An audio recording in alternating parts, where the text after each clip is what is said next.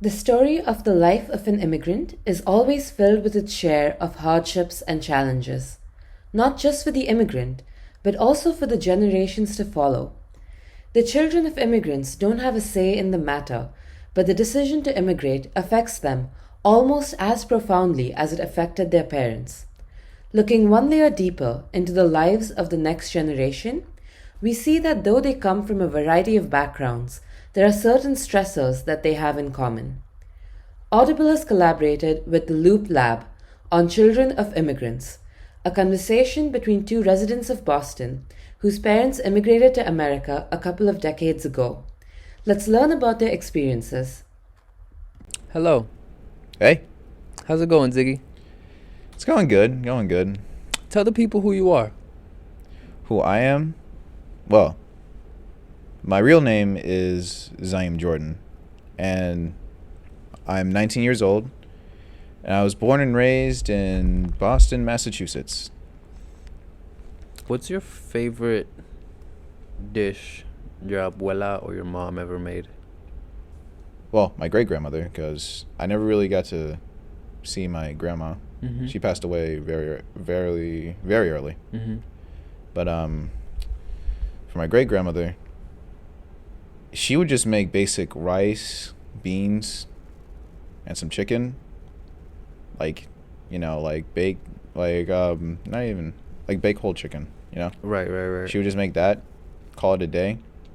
It was so filling. Like, it was beautiful. It tasted too good. Sounds good. Sounds good right about now. Thanksgiving coming up. Yeah, like, it's basically a Thanksgiving dinner, Mm-hmm. but, she doesn't even really try, and she's just better than everybody. That's fire. Like, literally everyone. Like, no one in the family can match her. So, That's dope. But yeah. What are you hoping to learn from the Loop Lab program? Right now, what I'm hoping to learn is the experience of video editing and photo editing. And then after that, expand my horizons and, like, try to get into different fields of, like, Media arts. media arts. Yeah. Fun fact, I was doing photography. Okay. And it was pretty interesting. It makes me think, I can get into this. Do you think you would have done that if you didn't join the Loop Lab program? Would you like explore photography? Most likely not, Mm. since it's a very expensive opportunity to do. Like, you'd have to, like, be really passionate and also have money for it. So, Ziggy, where are you from? Where's your family from? So, my dad, he's from here. I don't know exactly where in America he's from, Mm-hmm. but he moved to Boston at around his 20s. Okay. So that's how my dad got here. Mm-hmm. As for my mother, she was originally in Puerto Rico. And because of family, she sort of immigrated to over here in Boston. So I'm assuming you were born. I was born here, Okay. born and raised, like I said. Okay. But, like, my mom had to move on. Okay. What kind of extended family did you already have here, and what role did they play? So, my mother, she had her grandparents and her mother. And pretty much, aunts, uncles, all that. Mm-hmm. And pretty much what they did was, they helped her just sort of adjust to the new lifestyle Mm-hmm. that is over here. She didn't like it, but she got used to it. She got more stable. After a while, she started to, like, get into a little bit of religion too, because my family owned a church at the time. She didn't like it though. She was never, well, she technically wasn't considered a good girl or a good person. So it was like, it was hard for her to get used to it. Understandable. As of right now, though, the church, our family no longer owns the church. It's unfortunate to hear. I feel like it sounds like a place that brought people together. It did, actually. Like, my mom really did have fun over there. Mm-hmm. Same from my uncles and stuff. They told me stories. Mm. How does your country of origin impact your daily life? Do you speak Spanish at home, or do you ever visit your country? So, since I don't speak Spanish, not well, at least, I've never been to Puerto Rico. No one's really, like, accepted me as a Puerto Rican outside of my family. Because when you don't, like, speak the language, embrace the heritage, you're not really considered one of them. It's kind of messed up. I'm not gonna lie. Like, I'm Puerto Rican. It's not my fault. I was never really surrounded by all of this. Right. Because mainly where I was surrounded by was like my dad's side of the family, and I grew up with them. And my mom did try to give me, like, you know, she definitely taught me stuff. Like, I know when people, like, speak Spanish to me, if they're to, like, do some slurs or stuff, like, yeah, I know it, but that's not important to them. So yeah. Do you think you'd ever visit? Oh, of course. I'd love to visit Puerto Rico. It's just always a time thing. Yeah. We never have enough time to visit. So, you know. One day, my friend. One day. What is the American dream to you? To me, the American dream is stability. A normal family.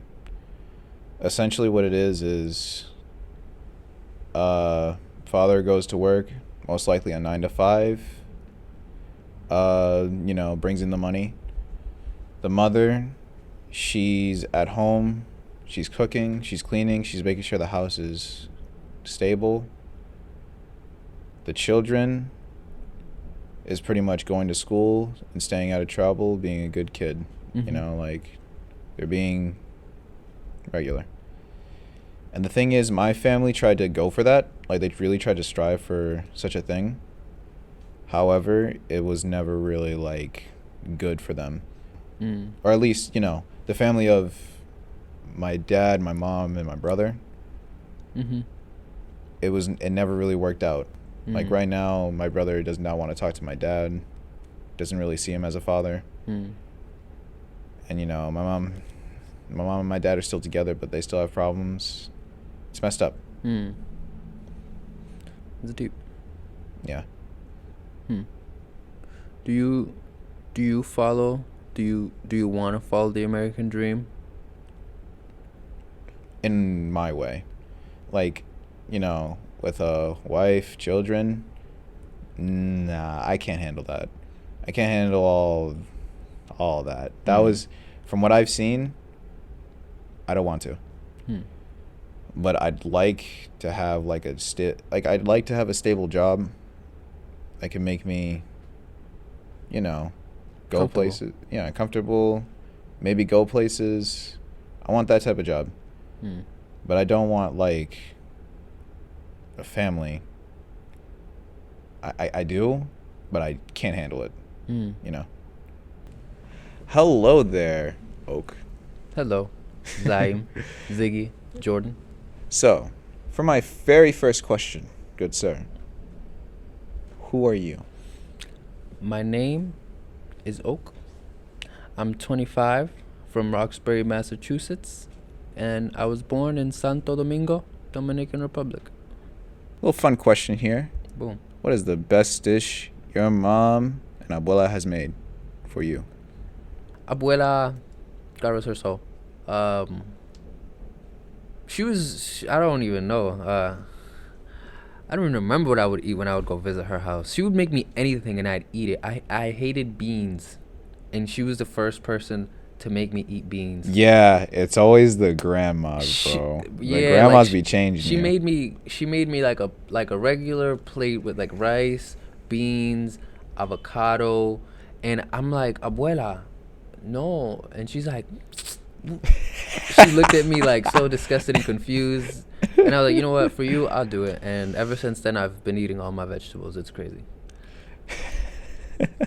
So, shout out to the abuelas for making all their grandchildren eat their veggies. So, Oak, what is the Loop Lab?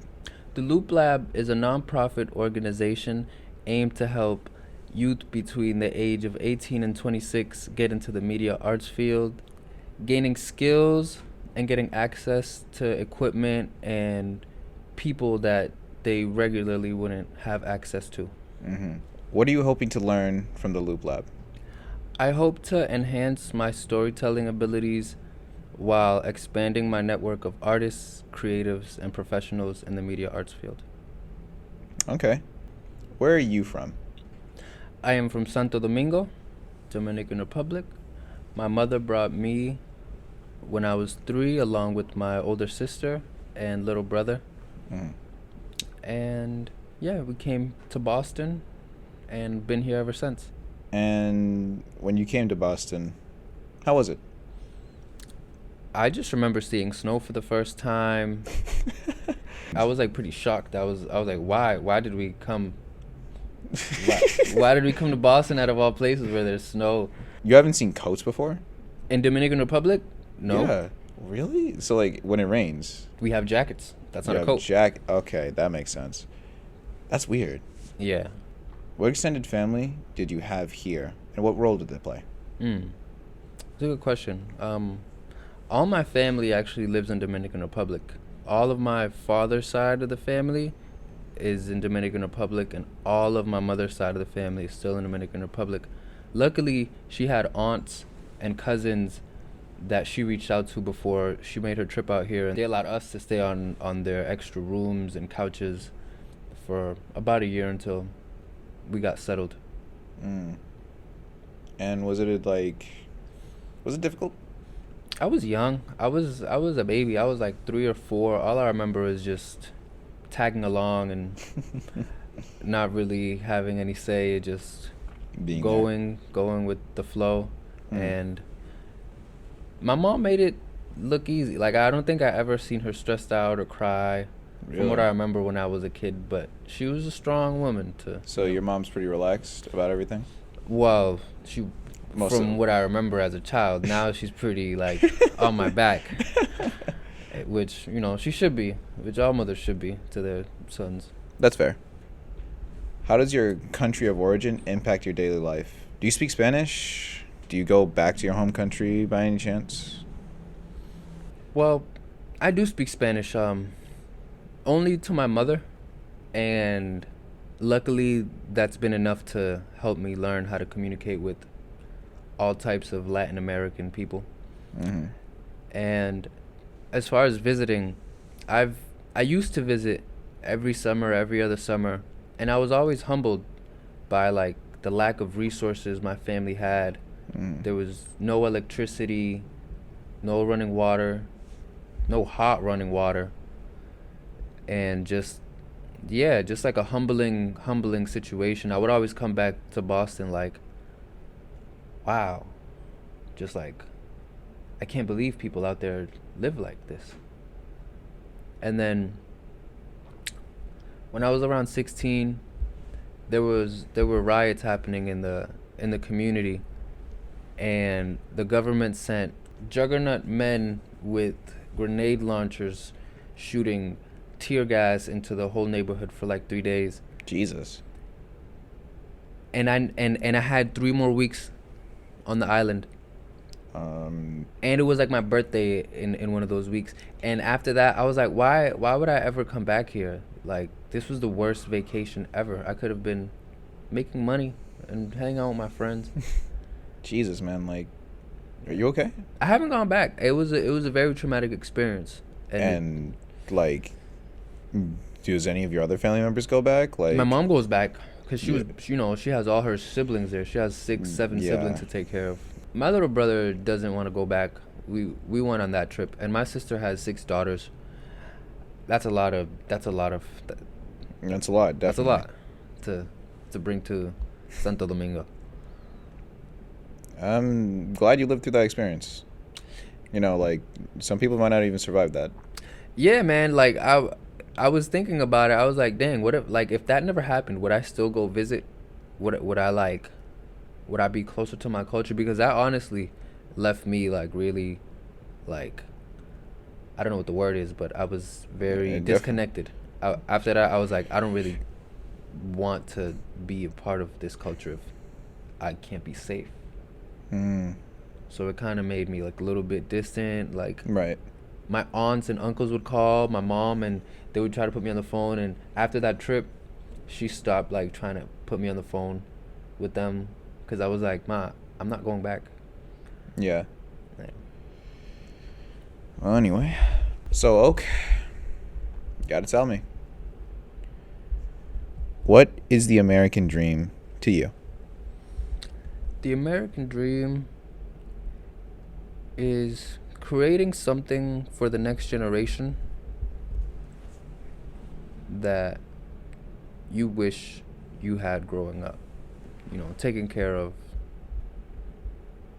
my family through my talents and my expression is my version of the American dream. If I could do that, when I do that, then I think I'd lived the American dream. Like, I know you would say you'd be pursuing it, yes? Yes. How long do you think it's gonna take to achieve that dream? I don't know, bro. I've been chasing it as long as I knew it was possible. And before it was possible, I had no dream of a happy ending. So, you see this as a happy ending? Yeah, like I see it as like if I pass away and I reach the American dream, it's a happy ending. If I don't reach the American dream, it's a not so happy ending for my personal story in my mind, in my head that I create.